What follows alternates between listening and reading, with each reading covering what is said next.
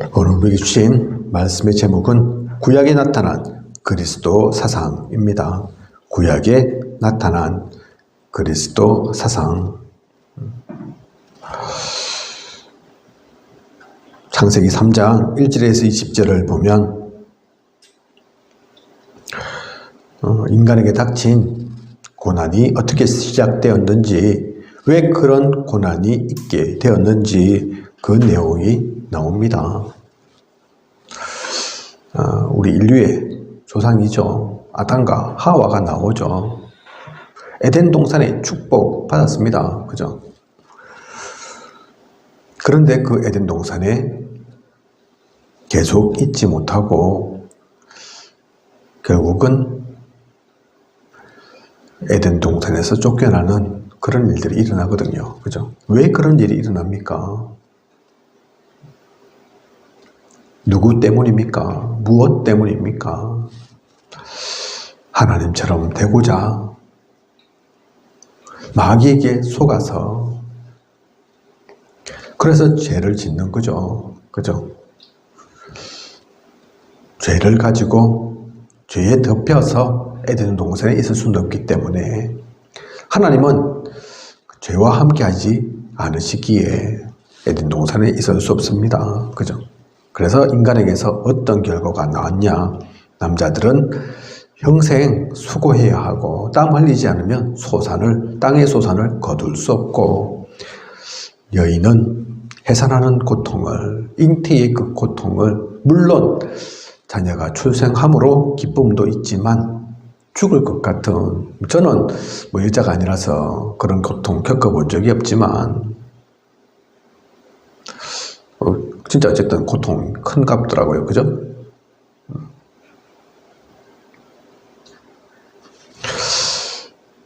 어쨌든 그런 여인에겐 해산의 고통이 임하게 되었습니다. 그죠? 급기에 다가 아니죠. 여자는 아담과 하와를 또 대표해서 그런 일들이, 그런 고통이 있다 이해할 수 있지만, 그 두 사람만의, 남자와 여자만의 고통으로 끝난 게 아닙니다. 이 땅에까지 저주가 임하거든요. 그죠? 그래서 인간은 그냥 인간 아닙니다. 많은 동물, 식물 하나님께서 만드셨지만, 살게 하셨지만, 인간에게만 하나님의 형상 주셨다니까요. 그죠? 그래서 그 인간이 타락되면, 그 인간이 나쁜 길로 가면 다른 모든 만물들도 영향받습니다. 지금 지구를 보면, 이 땅을 보면 우리가 알죠. 그죠? 많은 동물들이, 또 식물들이 멸종했다더라고요. 그죠? 저는 사실 그렇게 크게 관심이 없어서 어떤 동물이 있나 식물이 있나 잘 몰라서, 풀을 봐도 예쁘다 안 예쁘다 그 정도일 뿐이지, 이게 무슨 꽃인지도 잘 모르는 척이기 때문에 잘 모르지만, 인간들이 자연을 파괴함으로 많은 동물, 식물들이 이미 멸종했고 또 멸종하고 있다더라고요. 그죠? 그게 다 무엇 때문입니까? 사람 때문이라니까요. 타락한 인간, 하나님 떠난 인간들 때문입니다. 그래서 그 인간들이 회복되어야 하죠. 돌아와야 합니다. 창세기 3장 15절. 그래서 인간이 타락하자마자 하나님께서는 이 언약을 주셨습니다. 흑암 보고 여자와 원수가 되게 하겠고 말씀하시죠. 그죠? 왜 여자와 원수가 되어야 합니까? 사이가 안 좋아라 그 말입니까? 아니죠. 아담과 하와 누가 더 잘했고 누가 더 잘못했고 따질 수 없지만, 먼저 타락하게 된 것은 여자가 먼저입니다. 그죠? 그러니까 흑암에 먼저 속은 여인이니까 반대로 회복해야 하기 위해서는 그 여자가, 그 여인이 먼저 이 흑암과 완전히 결별해야 되죠. 원수되어야 한다니까요. 그죠? 그리고 여자의 후손이 뱀의 머리를 상하게 할 것이다 말씀 주십니다. 그죠? 왜 여자의 후손입니까? 태반은 인간의 몸을 입도록 하나님께서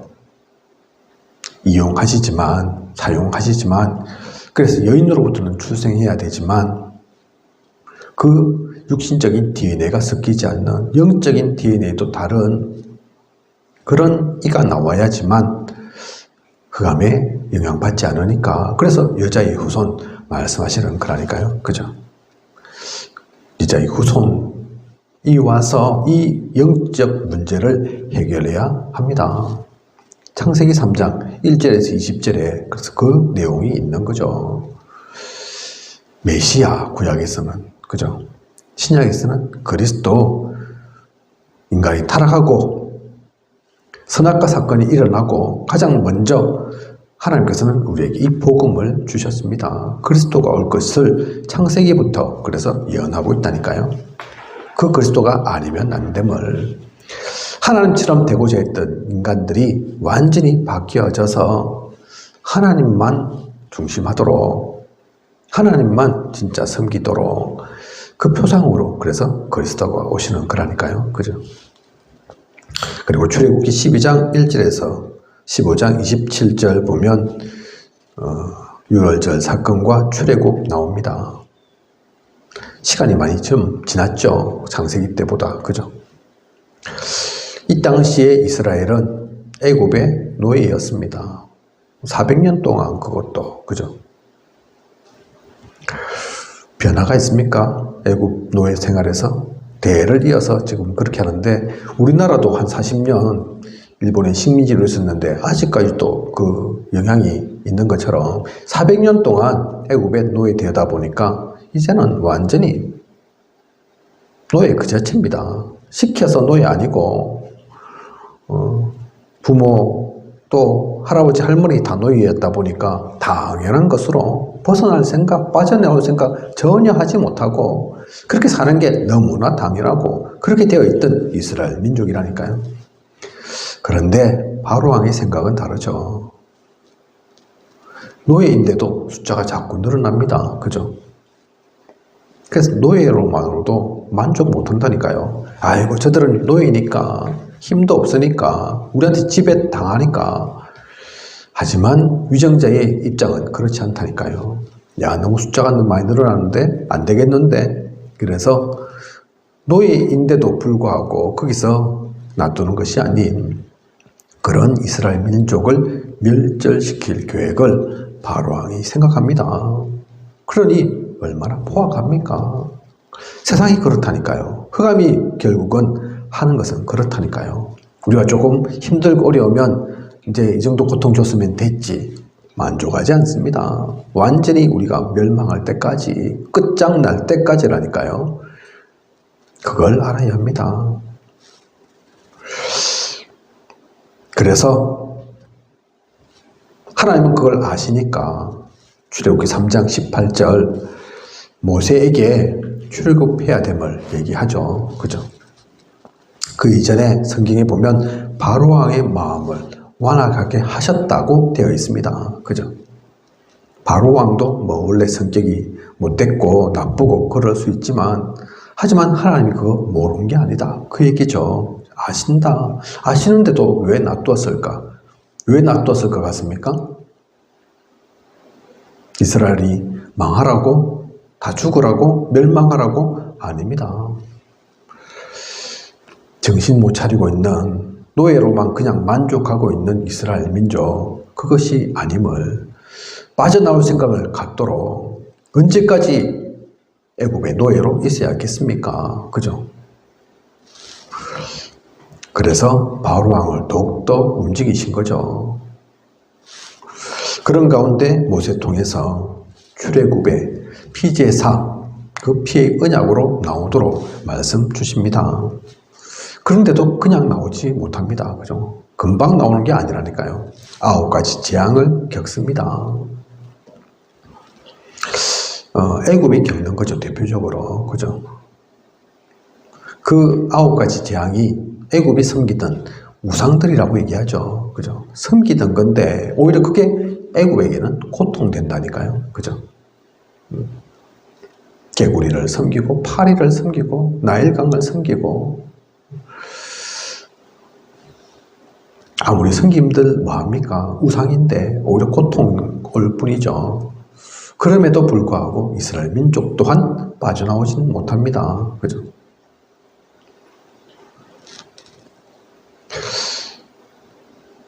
그래서 그 빠져나오지 못함이 그냥 빠져나오지 못함이 아니라 다른 것으로는 빠져나올 수 없음을, 조금 이적과 기적으로 해결될 수 있는 것이 아님을, 그래서 마지막으로 유월절을 말씀하시잖아요. 그죠?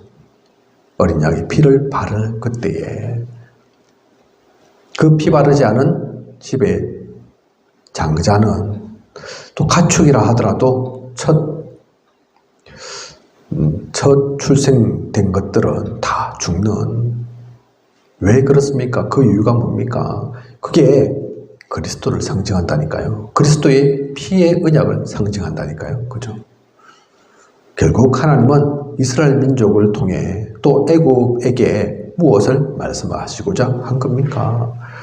그리스도만이 모든 문제 해결, 넘어서게 되는, 너희들 해방시킬 것은 다른 게 아니다. 다른 이름으로 될 수 있는 것이 아니다. 그 말씀을 하신 겁니다. 그 언약을 주신 거죠. 그래서 이 유월절은 애굽에게는 완전히 재앙이었습니다. 그 앞에도 이런저런 고통이 있었지만 그 고통과는 비교할 수 없는 재앙인 거죠. 한편에는 애굽에는 재앙이었지만 또 다른 한편인 이스라엘에게는 완전한 해방입니다. 완전한 자유가 주어지는, 그죠? 그리스도 어떨 것 같습니까? 오늘도 우리 권사님 복음 전하고 또 영접했다고 기뻐하시던데 아직도 세상에는 그 두 가지라니까요. 그죠? 우리가 복음 전하지만 또 당연히 전해야 되지만 아직도 못 알아듣는 이들, 그리스도를 이해하지 못하는 이들, 하나님 믿지 못하는 이들이 있다니까요. 그들은 알게 모르게 재앙 만난 겁니다. 하나님께서 재앙 주시려고 그런 것이 아니라, 그죠? 복음을 전했는데도 복음을 받지 않으니까. 물론 시간표가 있어서 지금은 아니라 하더라도 또 시간 지나서 될 수도 있지만 어쨌든 영혼이 결국 복음 속에 들어오지 못한다. 그게 바로 지옥 가는 거죠. 그죠? 영혼이 마귀의 자녀로 남게 되는 그 재앙을 만난 겁니다. 그죠? 그리스도에 인해서 갈라지게 됩니다. 천국과 지옥으로. 다른 거, 그 중간지 이런 거 없다니까요. 그죠? 하나님께서는 복을 주셨지만 그 복을 복으로 누리지 못하면 그래서 그것은 화가 되는 겁니다. 유월절 사건과 출애굽 통해서 하나님께서 또한 얘기하시고자 한 것, 다른 게 아닌 복음입니다. 그리스도로 완전한 자유함을 얻을 수 있다는, 해방되게 된다는 그걸 나타내죠. 그리고 레위기에 또한 어떤 그리스도의 사상이 있습니까? 레위기를 보면 사실 저도 성경을 66권 많이 보고 했지만 복음 몰랐을 때 가장 힘들었던 게 사실 레위기였습니다. 무엇이 담겨져 있습니까? 레위기를 보면 항상 제사 얘기거든요. 그죠? 희생 제물을 이렇게 드리고 저렇게 드리고 제사를 어떻게 지내고, 이스라엘에 또 제사 종류가 많아요. 그죠? 속죄제, 속건제, 죄를 지었을 때, 감사할 때도 예배 드리고 제사 지내야 하고, 죄 짓는 것도 알고 짓는 죄, 모르고 짓는 죄 다 있다니까요. 그죠? 얼마나 많은 제사의 얘기가 나와 있는지, 그걸 보고 모르고 볼 때는 무슨 비슷한 얘기를 반복하는 것 같고, 짧지도 않은 그 성경 레위기에 온통 제사 얘기밖에 없고, 복음 모르면, 복음을 빼고 보면 그렇습니다. 왜 그 제사 얘기가 많이 나와 있습니까? 이 이유로 이스라엘 민족은 오랜 동안 제사를 지내거든요. 그죠? 양 잡고 소 잡고, 진짜 없으면 메추라기, 비둘기 이런 쇠도 잡고, 또 소재, 그렇게 해서 곡식 제물도 드리기도 하고, 한 해 두 해가 아닌, 그래도 곡식을 가지고 뭐 좀 태우는 건 나을 것 같아요. 가축을 잡아서 그 피비린내 진동하는데 한두 마리도 아니고 사람마다 그 제물을 드리려고 하면 수십만 마리가 죽어나가야 되죠. 그죠? 왜 레위기를 통해서 하나님은 우리에게 말씀을 주십니까? 무슨 말씀 주기 위해서 레위기에 그렇게 제사 얘기가 꽉 차 있습니까? 그죠? 아무리 죄를 씻고 또 벗어나고자 제물을 지내도 그거로는 영원한 제물이 되지 못한다니까요. 영원한 죄의 씻음이 되지 못한다니까요. 완벽한 회복이 되지 못합니다. 그죠? 한 번 그렇게 제사 지내서 되는 게 아니라니까요. 그 제사 한 번 한 번이 사실 쉬운 게 아닌데 1년에도 몇 번씩 매년마다 지내야 된다니까요. 그 얘기는 레위기에서 결국은 제사 잘 지내라 그 얘기가 아닙니다. 하나님은 양, 소 좋아한다 그 얘기가 아니라니까요. 그죠? 하나님은 피비린내 나는 거 진짜 좋아한다 그런 얘기가 아니라니까요. 그걸 통해서 그리스도를 만나야 함을, 그리스도만으로 진짜 이런저런 것 없이 다른 제물, 제사 필요 없이 단번에 끝남을 우리에게 보여주기 위해서 그 예인 영습을 계속시키고 계신 겁니다. 그죠? 그 제사가 곧 율법이잖아요. 그죠? 알 겁니다. 그 제사를 지내는 이들 스스로가 제사를 지내면서도 그것으로는 안 됨을, 그죠? 그것으로는 부족함을 항상 지내지만 다른 방법은 없으니까 하기는 하지만 한 해도 두 해도 아닌 이걸 계속 해야 되나 그 생각이 왜 안 들겠습니까? 그죠? 그리고 그 가운데 제사장이 있습니다. 그죠? 아무나 그 제사를 지낼 수도 없습니다. 구약 때는 그 제사장의 역할을 함부로 했다가는 다 죽어나가죠. 그죠? 그 제사장마저도 실수하면 죽습니다. 그래서 끈 달아놓고 소리 나도록 만들어 놓고 그러지 않습니까? 그죠? 누군가는 해야 되기 때문에 그 중요한 일을 하지만 아무나 할 수 없는 일.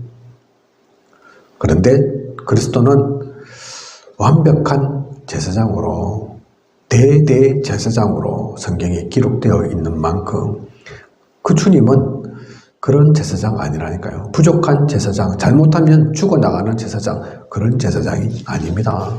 레위기를 통해서 진짜 그리스도를 발견하도록 지겹도록 드리는 이 제사에서 벗어나는 길, 다른 길이 아님을, 그분이 오시면, 주님이 오시면 그리스도만이 그것을 해결하고 더 이상의 복잡하고 힘든 제사가 필요 없음을 말씀하기 위해서, 우리에게 알려주시기 위해서 레위기를 통해서 계속 그 제사 얘기들을 하는 겁니다. 그죠?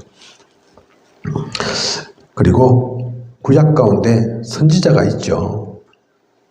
대표적 선지자 엘리야 있습니다.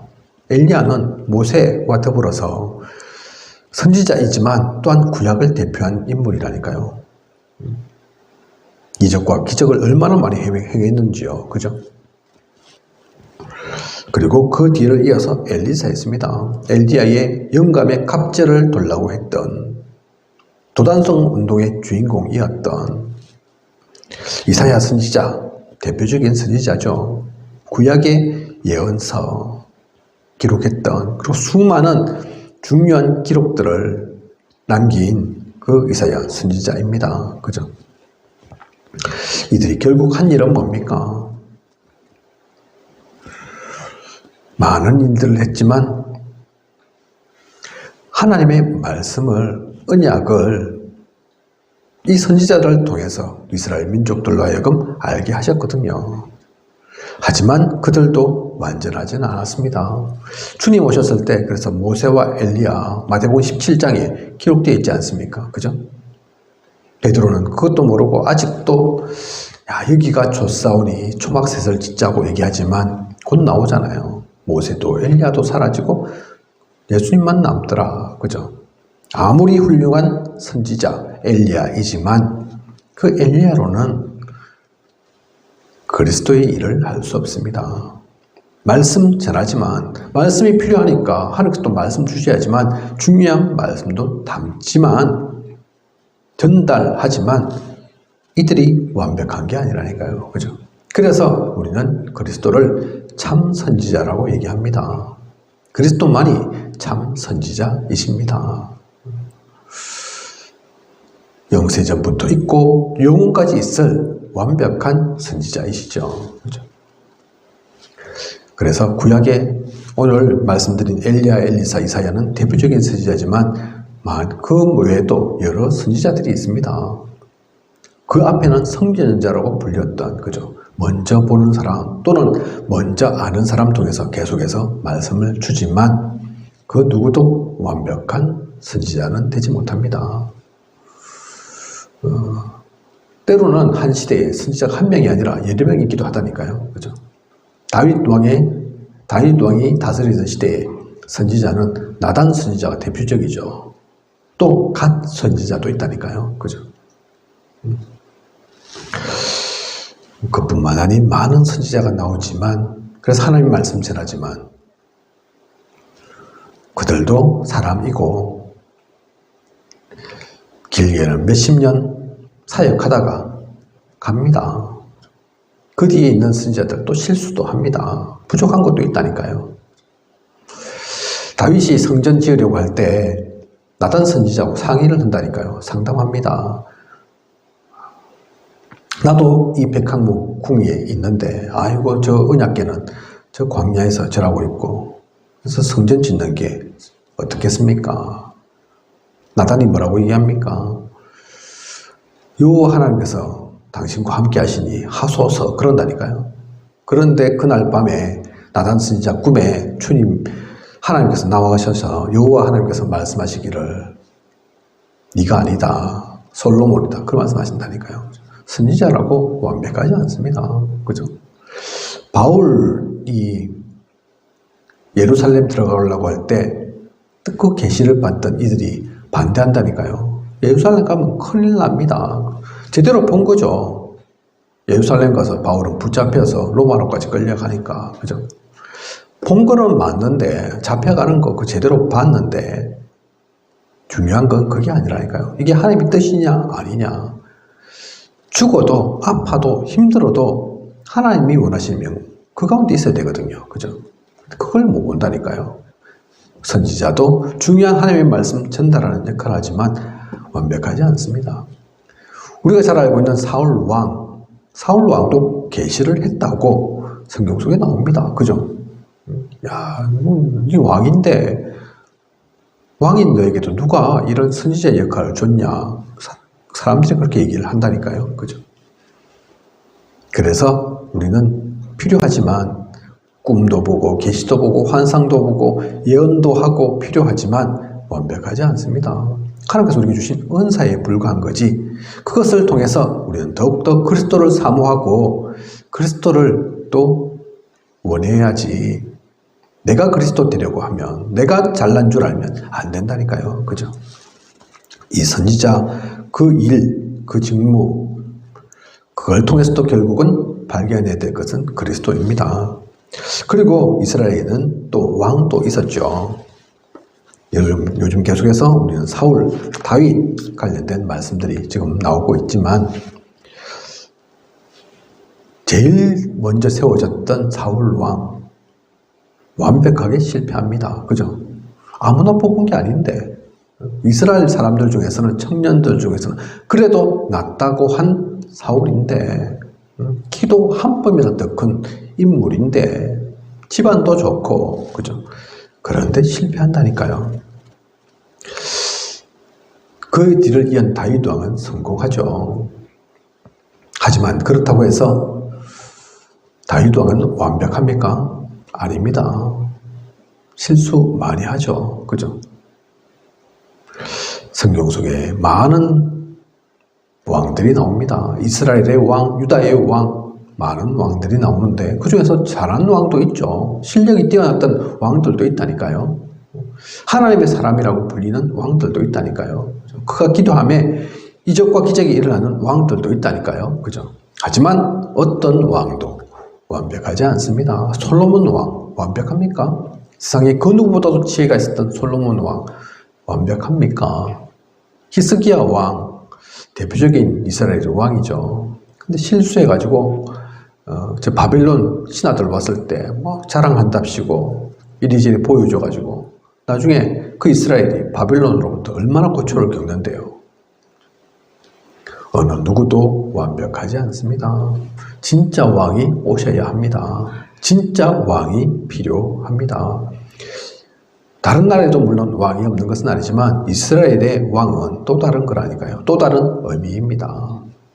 그 왕들을 통해서도 참 왕을 찾을 수 있도록 참 왕을 발견하도록 그래서 창세기든 출애굽이든 또 레위기 선지자 왕 모든 것을 통해서도 구약 가운데 사실 얘기하고자 하는 것은 다른 게 아니라니까요. 이 모든 주제와 사건을 통해서 우리가 발견할 이름은 그리스도입니다. 구약으로 따지면 메시아죠. 그죠? 어떤 성경도 어떤 구절도 그것과 연결되어 있습니다. 그게 아니고 그걸 통해서 역사만 보이고 또는 과학만 보이고 또는 문학만 보인다면 잘못 본 거라니까요. 놓치고 있는 겁니다. 그걸 잘못 쫓아가니까 율법주의가 되고 인본주의가 되고 어떤 불신자가 그런 글을 쓰더라고요. 구약에 나타난 하나님은 완전히 피비린내 나는 그렇잖아요. 그렇게 볼 수도 있거든요. 그죠? 얼마나 죽고 죽이는 전쟁 얘기가 많은지 구약에 그 가운데 보면 하나님도 얼마나 무서운지 완전히 멸족시켜라. 그죠? 가축도 남기지 말라. 그것만 중심으로 보면 이건 뭐 아무리 신이라지만 심한에 그 소리 나오게 된다니까요. 그죠? 그게 핵심이 아닙니다. 그게 중요한 게 아니라니까요. 그죠? 구약에 나타나는 그리스도 사상. 그래서 우리는 구약 그 귀한 하나님의 말씀 통해서 그리스도를 발견해야 합니다. 누려야 합니다. 사실 이게 구약에만 그치는 것이 아니라 지금도 마찬가지죠. 지금은 새로운 성경이 쓰여져 있는 때가 아닙니다. 이미 우리에게 주신 하나님의 말씀으로도 충분하죠. 그런데 그 구약과 신약을 통해서 또 오늘날 일어나는 각종 문제, 사건 통해서 결국은 다른 것을 찾을 것이 아니라 과학을 좀 더 발전시켜야 되겠다. 그 얘기하는 것이 아니라 도덕이 좀 우리가 뒤떨어져서 이 모양 요 꼴이다. 그 얘기하는 것이 아니라 대통령을 잘 뽑아야 되는데 그 얘기할 것이 아니라 그 모든 부분의 근본적인 해결책은 다른 것이 아닌 결국은 복음이고 그리스도임을 모든 것을 통해서 모든 사건을 통해서 모든 일을 통해서 우리는 찾고 누려야 합니다. 혹시 다른 이름이 떠오른다. 다른 게 더 중요하게 여겨진다. 그러면 저에게 말씀 주십시오. 진짜 나 개인을 통해서 보던 나 스스로 발견하던 또 교회를 통해서 보던 현장 속에서 찾던 그 모든 것 통해서 이 그리스도로 답을 내는 그런 저와 우리 모두여야겠습니다. 진짜 그 속에 있다면 축복 속에 있게 될 겁니다. 모든 것이 성취이고 응답일 것입니다. 결코 망하는 법이 없고 흑암에 잡힐 일이 없습니다. 그것을 누리고 나아가는 저와 우리 모두이길 원합니다. 기도하겠습니다. 하나님, 오늘 구약에 나타난 그리스도 사상 귀한 언약의 말씀 주심 감사를 드립니다. 성경에서 얘기하고자 하는 것이 결국은 율법의 얘기가 아니라 도덕에 관한 얘기가 아니라 과학 또 물질에 관한 얘기가 아니라 그 모든 것들이 그리스도로 초점 맞춰져 있음을 그리스도를 찾아 누리도록 하기 위함임을 오늘의 말씀 통해 다시 한번 발견하고 확인하는 우리가 되게 하소서. 지금은 이 구약시대와 많이 차이 나는 수천 년의 시간이 지난 이때이지만 지금도 마찬가지입니다. 오히려 지금 더 그리스도가 필요합니다. 그리스도 아니면 안 됩니다. 그 언약 속에 나아가는 우리 모두에게 하여 주시옵소서. 참된 보좌의 축복 누리고 나아가는 우리 모두에게 하여 주시옵소서. 이 모든 것을 이 시대 살아 역사하시는 예수 그리스도 이름으로 기도드립니다. 아멘.